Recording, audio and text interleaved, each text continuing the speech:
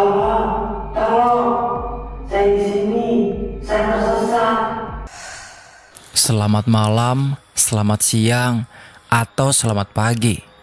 Balik lagi dengan gua Dito di channel Mahasiswa Siluman. Bagaimana nih kabar kalian? Semoga kalian dalam kondisi sehat dan baik-baik saja. Dan terima kasih karena masih setia mendengarkan cerita dari kami. 11 hari hilang di Gunung Gede. Kali ini gue bakal menceritakan kisah pendaki yang ditemukan selamat setelah 11 hari hilang di Gunung Gede dengan kondisi yang memprihatinkan. Pendaki yang hilang ini bernama Yandi. Dia mengaku tersesat setelah buang air kecil di kawasan Kadang Badak dan ditemukan oleh sekelompok pendaki yang mendengar teriakan minta tolong di sebuah tebing. Yandi mengaku bahwa dirinya saat tersesat merasakan hari dan malam itu sangat panjang, serta menemui beberapa hewan buas yang ingin memangsanya. Dia juga sering bertemu dengan makhluk tinggi besar, berbulu, dengan mata yang merah. Anehnya, keluarga dan teman-temannya tidak ada yang sadar saat Yandi hilang, karena menurut mereka, Yandi sedang ada di kamar di rumahnya. Jadi bagaimana kisah Yandi saat hilang 11 hari di Gunung Gede? Kita langsung saja ke cerita. Tapi sebelum lanjut, jangan lupa untuk like, share, dan subscribe channel ini dan aktifkan notifikasinya. Pasang earphone-mu, siapkan tempat dan posisi yang nyaman, dan selamat mendengarkan.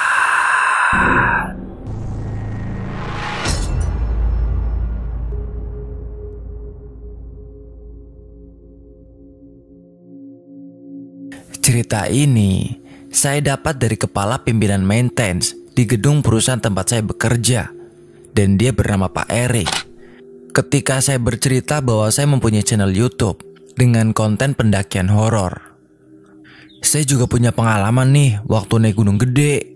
7 orang kerasukan di kayu pondok dan rombongan yang berjumlah 13 orang mendapat teror makhluk astral di malam hari. Saya pikir dia bukan manusia, karena semalaman pas naik diteror makhluk astral. Tahu-tahunya dia adalah pendaki yang tersesat. Hampir 2 minggu dia terpisah dari rombongannya. Bayangin, ucap Pak Erik.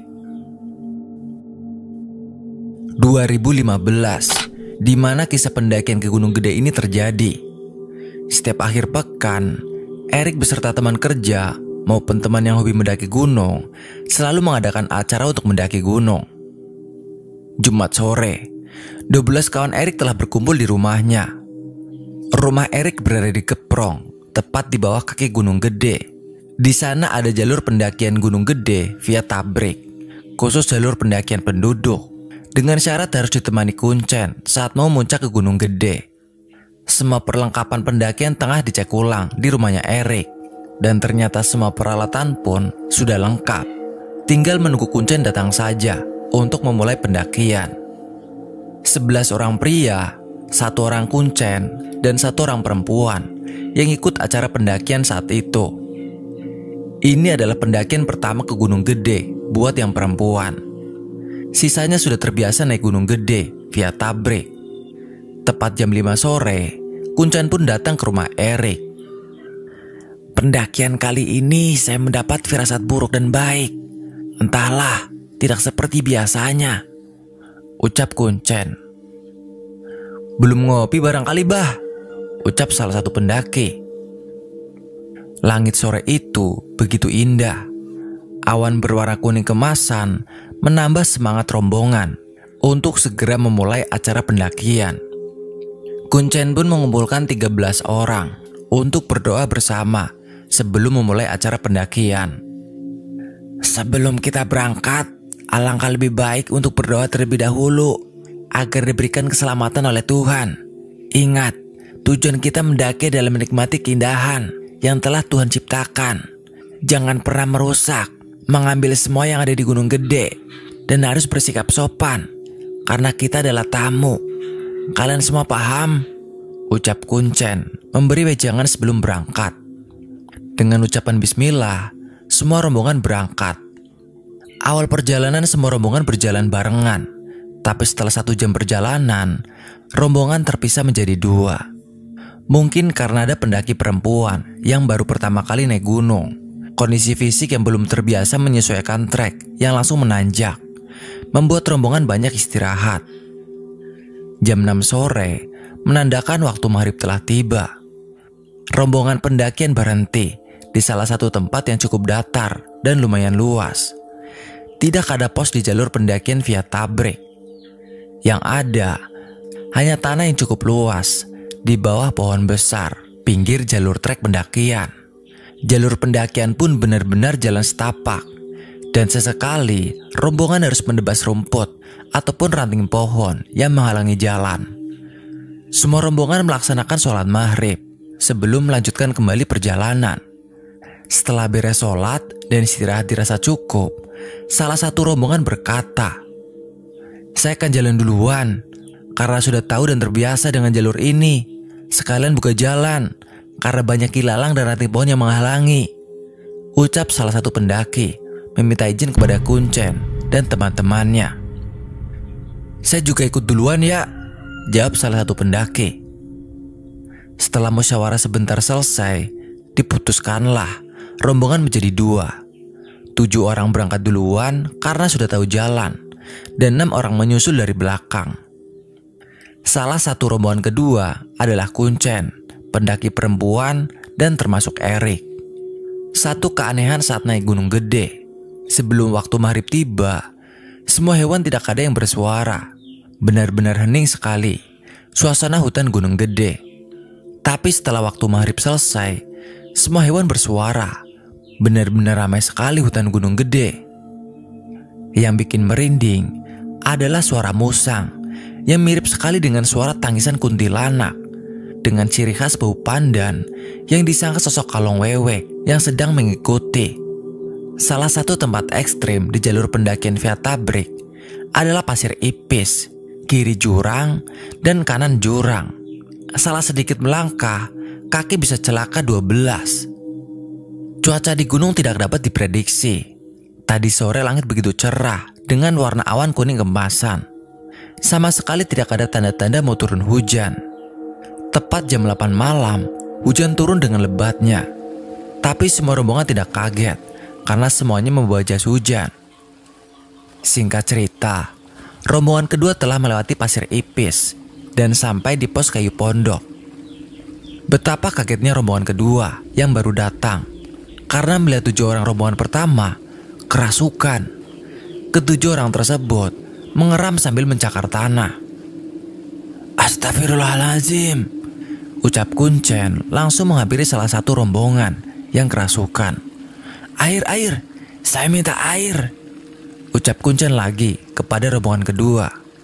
Langsung saja salah satu dari rombongan memberikan air dalam aqua, dan Kuncen pun membacakan doa untuk mengeluarkan makhluk astral. "Ini rombongan yang saya antar untuk ke atas puncak, jangan diganggu," Kuncen berucap sendiri sambil mengusap semua wajah rombongan pertama satu persatu. Dan tidak membutuhkan waktu lama, semua rombongan pun tersadar. "Alhamdulillah," ucap serentak rombongan kedua. Setelah semua yang kerasukan makhluk astral sadar, tiba-tiba hujan berhenti turun. Lalu turun kabut yang sangat pekat, membuat jarak pandang sangat minim, walaupun sudah menggunakan senter untuk penerangan jalan. "Kakiku kenapa tidak bisa digerakkan?" ucap salah satu rombongan pertama yang kerasukan dan sudah sadar. Dan ternyata ke-6 rombongan pertama juga semua kakinya tidak bisa digerakkan. Mereka hanya duduk tapi tidak bisa berdiri. "Ini pertanda untuk kita tidak melanjutkan perjalanan dan muncak sekarang. Kalian semua kerasukan juga, pertanda untuk berhenti," ucap Kuncen. "Terus sekarang gimana, Pak? Kaki mereka tidak bisa digerakkan," tanya Erik. "Asal kita sepakat berhenti di sini, insya Allah kaki mereka bisa digerakkan lagi," jawab Kuncen. Tidak memerlukan persetujuan dari semua rombongan untuk maksain sampai puncak malam itu juga. Semua sepakat untuk istirahat di pos kayu pondok. Dan benar saja, kaki semua rombongan pertama yang kerasukan bisa digerakkan lagi. setelah sepakat untuk tidak melanjutkan perjalanan muncak di malam hari.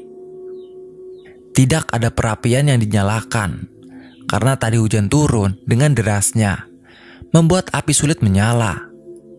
3 tenda pun berhasil didirikan, dan semua rombongan masuk ke dalam tenda untuk istirahat.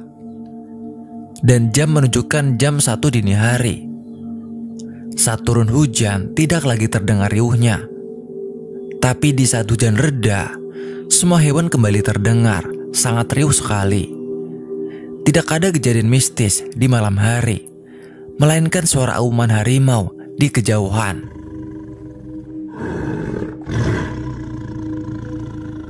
Dan singkat cerita, pagi pun datang. Jam 8 pagi setelah sarapan dan tenda dikemas kembali, rombongan melanjutkan perjalanan. Waktu terus berjalan, seiring dengan langkah kaki yang ingin segera sampai di puncak. Alhasil mereka pun sampai di puncak dan mendirikan tenda di alun-alun Surya Kencana. Pemandangan puncak Gunung Gede sangatlah indah, tidak bisa didapat dengan mudah. Perjuangan yang panjang dan menguras tenaga terbayar lunas saat sampai di puncak. Tenda pun didirikan di alun-alun Surya Kencana. Semua rombongan pun menikmati pemandangan dan keindahan yang hanya bisa didapati di ketinggian. Memandangi pemandangan laut awan, terbit dan terbenamnya sang surya adalah pemandangan yang sangat dinanti oleh para pendaki. Singkat cerita, siang pun berganti malam, dan malam pun berganti pagi. Tidak ada kejadian janggal yang terjadi. Semua rombongan sangat menikmati suasana di atas ketinggian. Hari Minggu, kurang lebih jam 9 pagi. Setelah sarapan, packing kembali tenda dan peralatan. Bahkan semua sampah dikemas. Dengan ucapan bismillah, semua rombongan kembali turun. Jalur turun masih jalur yang sama, yaitu via Tabrik. Di perjalanan turun, rombongan kembali terpecah menjadi beberapa grup, kurang lebih 3 grup. Kuncen dan Erik, salah satunya berada di grup paling belakang. Saat rombongan terakhir istirahat di kayu pondok, terdengar samar di kejauhan teriakan minta tolong yang terbawa oleh angin. "Kalian dengar sesuatu nggak?" ucap Erik, mendengarkan suara teriakan minta tolong yang sangat pelan yang terbawa oleh angin. 5 orang rombongan berada di posisi paling belakang, sedangkan sisa rombongannya telah turun duluan. "Suara burung kali, Rick," ucap salah satu rombongan. "Bukan, ini suara orang," ucap Erik.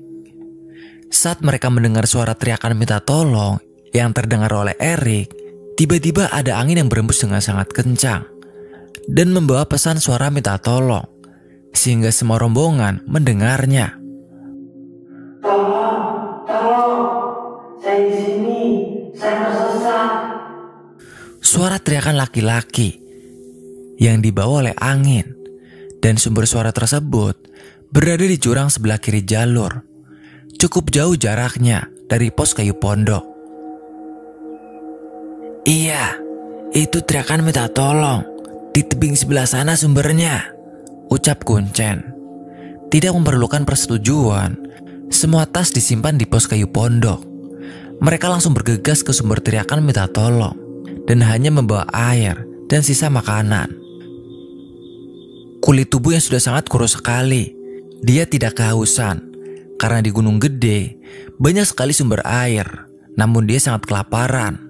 Mungkin karena kurangnya pengetahuan cara bertahan hidup di alam liar, tubuhnya gatal semua. Bahkan mulutnya pun membiru setelah dia mengkonsumsi pucuk daun maupun jamur yang tumbuh di dalam hutan di Gunung Gede. Membuatnya sangat takut untuk memakan tumbuhan di alam liar, walaupun perutnya sangat kelaparan. 1 hari 1 malam, dia berada di atas pohon karena dikejar harimau, sang raja hutan yang menunggunya di bawah pohon.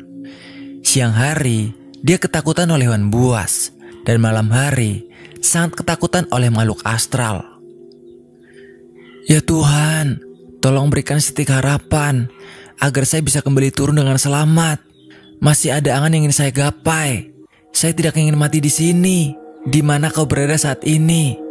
Yang kubutuhkan hanya pertolonganmu Tuhan. Teriaknya meminta pertolongan kepada Tuhan saat di atas pohon. Raut wajah yang sangat bahagia tersirat dari wajah Yandi. Walaupun Erik, Kuncen dan 3 orang lainnya belum sempat sampai ke tempat Yandi berada. Wajah yang sangat pucat, kulit tangan dan kakinya penuh luka akibat duri saat menerobos hutan gede. Bibir yang membiru akibat salah makan tanaman di hutan. Alhamdulillah, terima kasih Tuhan, doaku kau kabulkan. Yandi berucap sendiri sangat lantang melihat 5 orang yang berusaha mendekatinya, meskipun masih cukup jarak jauhnya. Saya di sini, saya di sini, saya di sini. Teriak Yandi terus menerus sambil melambaikan tangan.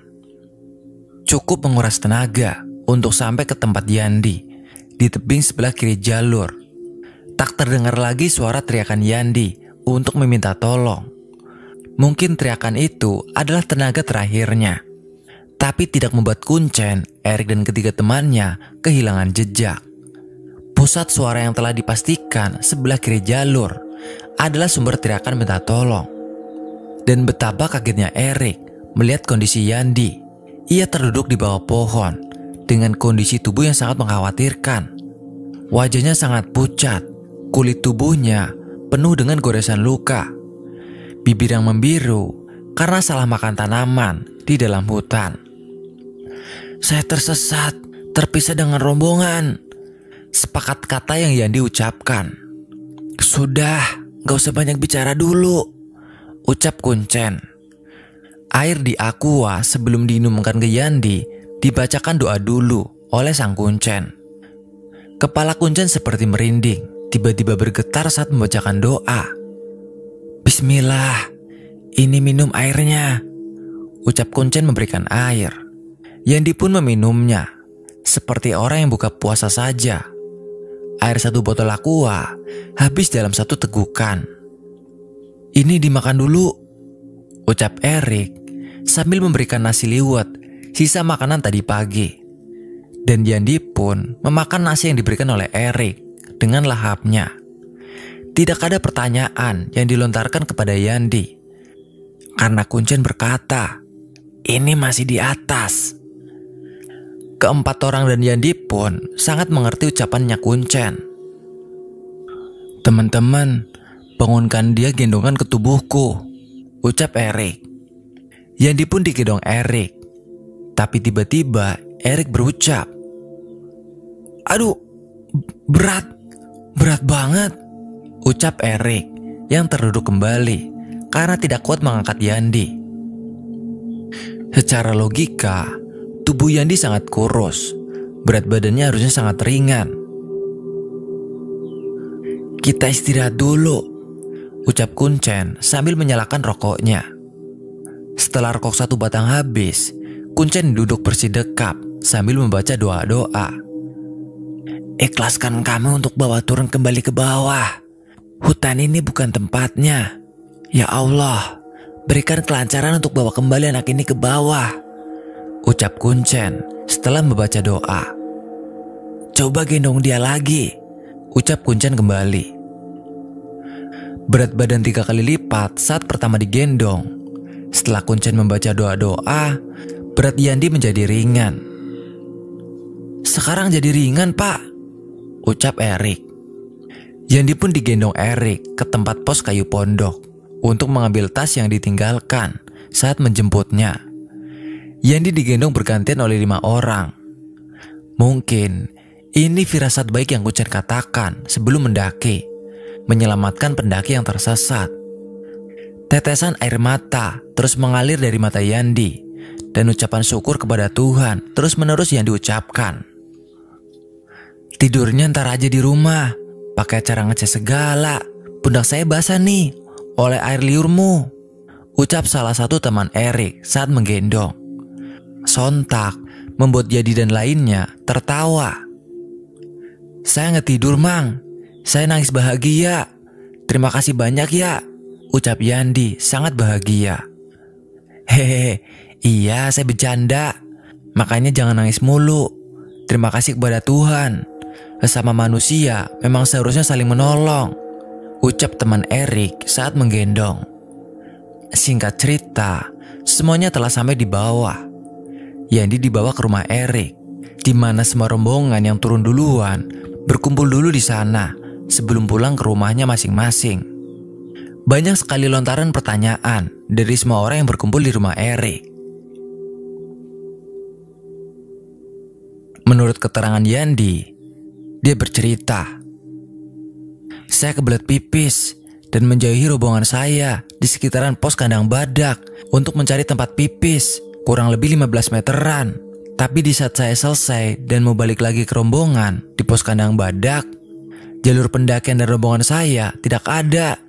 Sampai berhari-hari saya berusaha mencari rombongan saya, tapi tidak ketemu juga. Malah saya masuk ke dalam hutan yang sangat rimbun dan banyak sekali durinya." Penjelasan singkat Yandi. "Emang naik jalur mana?" ucap salah satu orang di rumah Erik sambil mengobati luka yang ada di tangan dan kakinya Yandi. "Saya naik via Cibodas," jawab Yandi. "Tapi kenapa tidak ada tim SAR yang mencarimu ya? Saat kami camp di alun-alun, kami bertemu dengan banyak pendaki via Cibodas. Tapi tidak ada informasi dari pendaki yang tersesat," ucap salah satu rombongan Erik. Yandi pun hanya menggelengkan kepala. "Aneh juga ya. Tapi alhamdulillah kamu selamat. Kamu orang mana? Dan nama kamu siapa?" ucap Erik. "Saya orang Cibeber Cianjur. Nama saya Yandi. Terima kasih banyak atas bantuannya. Kalau tidak diselamatkan kalian, mungkin nasib buruk pasti menimpa saya. Siang dan malam saya ketakutan," ucap Yandi yang memperkenalkan diri. "Emang kamu berapa hari tersesatnya?" ucap salah satu orang. "Entahlah, saya lupa. Karena ada di mana hari itu terasa sangat panjang. Mungkin saya berhalusinasi. Waktu siang terasa sangat panjang sekali. Padahal dengan jelas jam tanganku masih berputar. Jam 10 malam langit masih cerah. Padahal saya bangun jam 6 pagi saat tertidur di atas pohon," jelas Yandi. Semua orang saling lirik dan mendengarkan penjelasan Yandi secara seksama. Dan kadang malam terasa sangat panjang. Padahal jam 6 sore, sebelum langit gelap, saya lihat jam tangan. Saya pun tertidur di atas pohon. Tapi saat bangun, langit masih sangat gelap. Dan saya lihat jam tangan kembali, jam menunjukkan jam 6. Jelas Yandi lagi. Semua orang hanya menganggukkan kepala. "Siang saya ketakutan karena dikejar hewan buas. Tak terhitung jumlahnya saya terjatuh, berguling-guling, jatuh bangun lagi, jatuh bangun lagi. Monyet, ular yang sangat besar, macan tutul, banyak deh. Tapi yang bikin saya heran, di saat saya pasrah karena sudah tidak kuat untuk berlari karena dikejar hewan buas, saya terdengar auman suara harimau yang sangat bergema. Semua hewan yang mengejar saya berlari sangat ketakutan. Dan saya pun semakin takut karena saya mengira harimau itu mau menerkam saya. Langsung saya naik ke atas pohon. Tapi kenyataannya tidak ada harimau yang mengejar saya. Dan semua hewan buas yang mau memangsa saya pun tidak terlihat lagi, jelas Yandi. Dan di saat malam hari, begitu banyak sosok menampakkan wujudnya. Sangat menakutkan. Kebanyakan tinggi besar, matanya merah menyala, dan tubuh dipenuhi bulu hitam. Pernah juga di satu malam, saya melihat cahaya lampu seperti perkampungan. Begitu bahagianya saat itu. Tapi semakin didekati, cahaya seperti perkampungan itu semakin menjauh. Dan saya terkulai lemas, sampai tidak bisa berjalan lagi. Jelas Yandi lagi. "Sudah, yang penting sekarang kamu selamat. Mau nginep di sini atau kami antarkan pulang?" jelas Kuncen. Saat itu, jam menunjukkan jam 5 sore. "Saya mau pulang, Pak. Kalau tidak keberatan, tolong antarkan saya pulang," ucap Yandi. Dan adiknya Erik pun mengantarkan Yandi pulang. Tapi betapa herannya dia, karena saat sampai di rumah, tidak ada respon apapun dari orang rumah. "Itu tangan dan kakimu kenapa banyak luka? Bibirmu juga membiru, habis makan apa? bukannya dari tadi kamu diam di kamar, ucap orang rumah.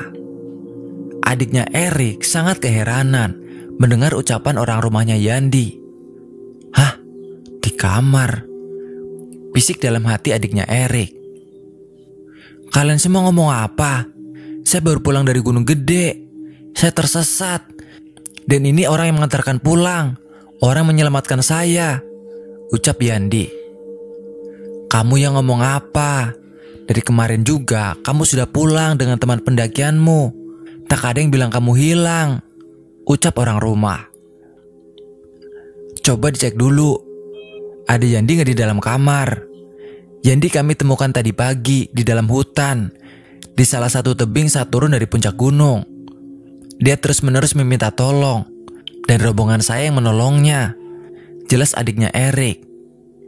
Benar saja. Di dalam kamarnya tidak ada siapa-siapa. Mungkin karena sebab itu tidak ada tim SAR maupun rombongan Yandi yang mencarinya. Setelah Erik obrolin lagi kepada adiknya, kurang dari 11 hari saat tersesatnya. Tapi bisa jadi lebih dari 11 hari karena Erik dan adiknya sedikit lupa. Sekian cerita ini, terima kasih.